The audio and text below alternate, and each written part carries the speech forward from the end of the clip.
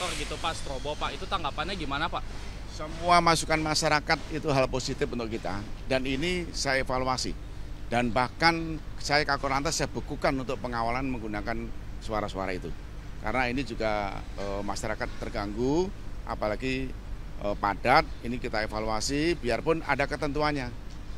Pada saat kapan menggunakan sirine, termasuk tatot, dan ini saya terima kasih kepada masyarakat untuk Korlantas sementara kita bekukan. Semoga tidak usah harus pakai totot. Iya. Oh iya, saya tak turun aja lagi. Iya.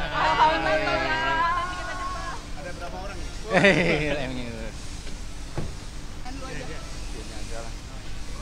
Ya. Bapak, kan hari ini kan hari keselamatan. Ya. Lalu kan menempatkan juga untuk mengajak generasi Z menjaga keselamatan di jalan nih Pak. Betul. Sama ini kan generasi Z ini ada yang balapan liar, ada yang juga yang terlihat drone gitu Pak. Ya, alhamdulillah kita sudah bisa merayakan Hari Keselamatan Nasional. Hari Keselamatan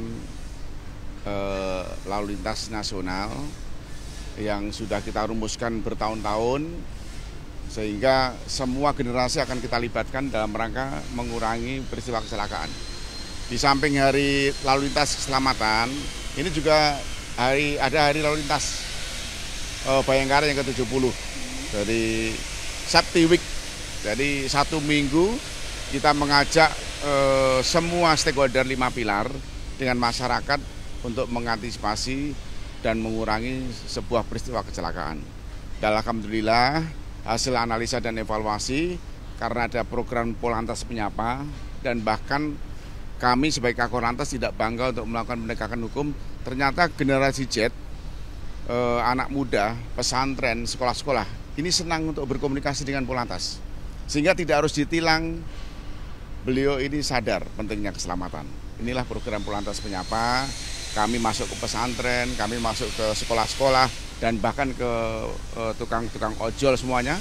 Kita kolaborasi, kita jelaskan ketika terjadi peristiwa kecelakaan meninggal dunia sekian, dan ini ada penurunan dari semester 1 2024 ke 2025 itu hampir 1.800 peristiwa kecelakaan selama 6 bulan. Jadi ada penurunan. Terus fatalitas korban meninggal juga ada penurunan cukup signifikan, ada 19,8%. Jadi turun angkanya 2.512. Jadi alhamdulillah, semoga dengan Hari Keselamatan Nasional, Hari Keselamatan Lalu Lintas dan Angkutan Jalan ini, teman-teman kita selamat di jalan, ya. Itu yang paling terpenting, dan saya mohon doa restu dengan Hari Keselamatan Lalu Lintas ini, glorifikasi tentang keselamatan. Jalan adalah ramah keselamatan, kendaraan itu adalah berkeselamatan, jalannya berkeselamatan, dan tentunya ke depan kita menuju ke Indonesia, Mas. Oke, cukup ya. Soal itu dong Pak, ada viral totot Facebook Pak, itu soal masyarakat yang menolak penggunaan sirine kotator gitu Pak, strobo Pak, itu tanggapannya gimana Pak?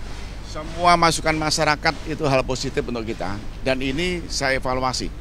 Dan bahkan saya Kakor Lantas saya bekukan untuk pengawalan menggunakan suara-suara itu. Karena ini juga masyarakat terganggu, apalagi padat, ini kita evaluasi biarpun ada ketentuannya.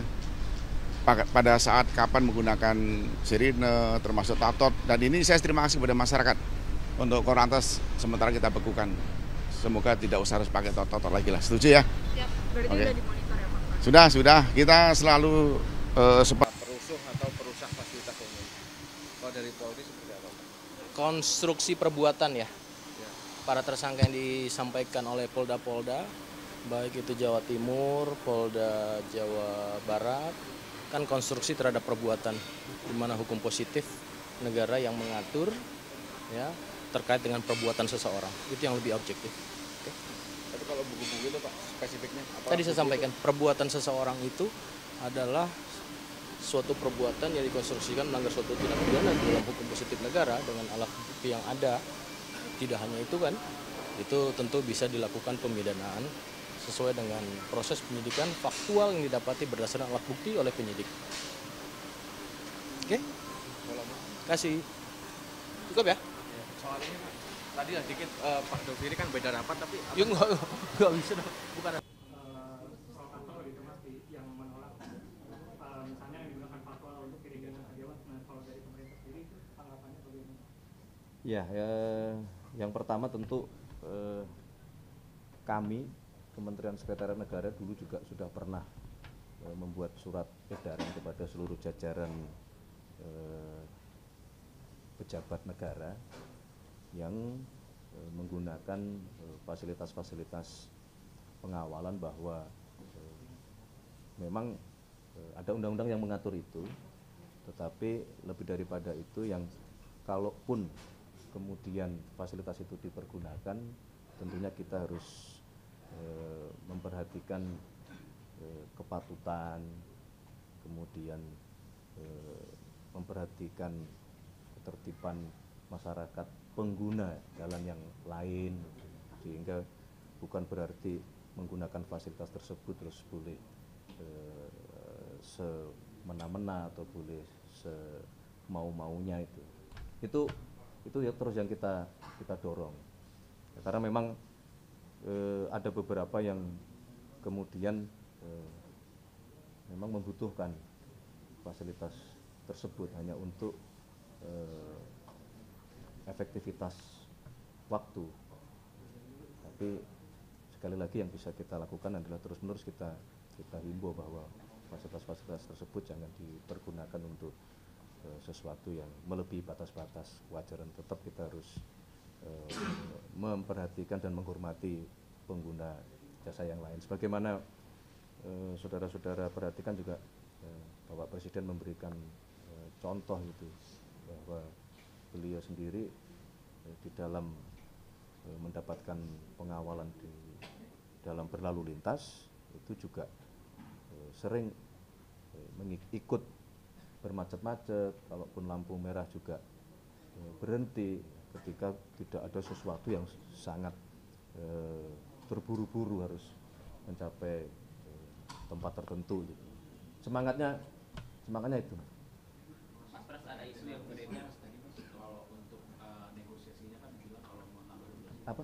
Freeport Mas yang 12 tambah 12% dan kemudian gratis itu negosiasi itu udah dimulai menurut Mas, dan apakah gratis itu mungkin untuk didapatkan itu? Pembicaraan memang sedang berlangsung, tapi untuk lebih jelasnya menurut pendapat saya mohon ditanyakan ke Pak Rosan sebagai Menteri Investasi atau kepada Pak Bahlil sebagai Menteri SDM. Oke, cukup. Reformasi kepolisian itu Mas, posisi dari Pak Ahmad Doviri sebagai penasihat khusus Presiden apakah juga masuk struktur atau akan terpisah lagi? Apakah nanti akan ada koordinasi antara tim itu dengan? Ada kemungkinan masuk karena beliau sebagai penasihat khusus Bapak Presiden di bidang keamanan dan ketertiban masyarakat sekaligus reformasi kepolisian. Nah, ketika nantinya akan dibentuk komite reformasi kepolisian, ya sewajarnya kalau beliau akan masuk bergabung di dalam tim tersebut. Mas, terakhir ini Mas dari saya. Soal ini. Nanti dari yang lain. Dari dia. Jadi kan lagi disorot juga nih Mas terkait penangkapan salah satu perusuh di Jawa Timur yang salah satu bukti penyisaan itu buku-buku yang paham kiri, dan terkait paham kiri dan salah satunya ada buku dari Prof. Franz Magnus, itu juga ada yang disita oleh polisi. Nah ini kan